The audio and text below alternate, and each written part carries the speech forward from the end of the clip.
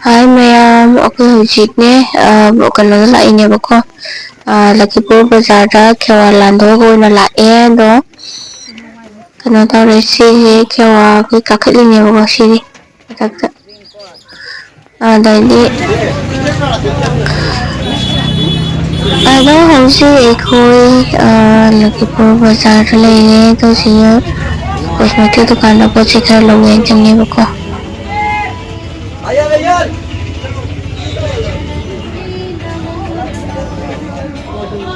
Cream khana siga loina leire cream ka kari ka body lotion cream loina leire adum ya makata ma blog jenminasi hangudana amta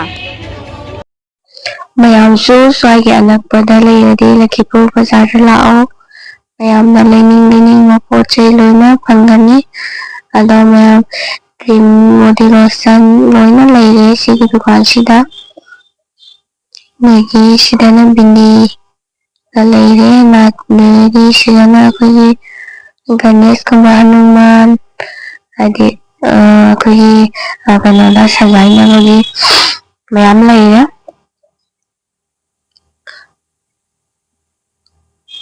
sidana kilip monggi kilip leire mayam su apamba yaugre ingo sidana akogi nachum leire sidana khuji achobo macha loina leire sidana angangi kilip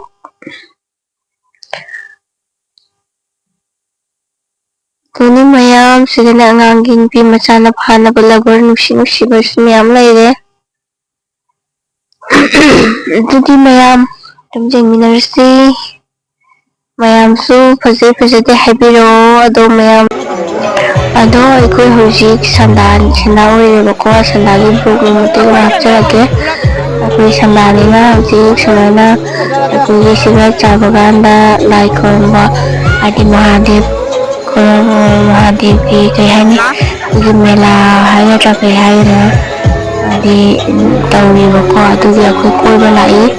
chanupi aniga tawraga ado mayam lai mandira changaga mayam tawbado mayam jengalage ado mayam aigi channel sibu nusibuduna like and share subscribe tawbiro mayam adugi mayam makataba blog mujengminarasi koi mi mayam kano tawbadi laineba lai khurambagi laineba ko Mahadev khurambagi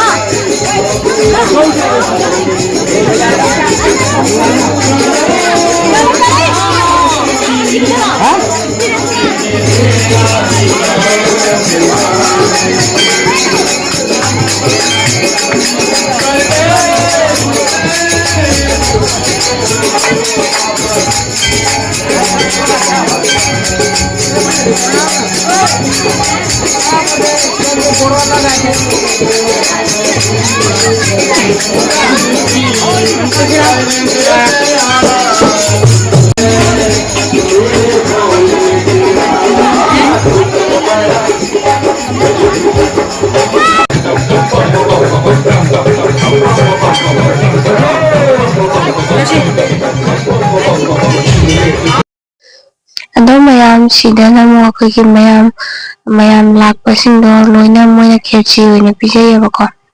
akoidi charudre mi alakpa loina pijabanebako siga misu kayam jamna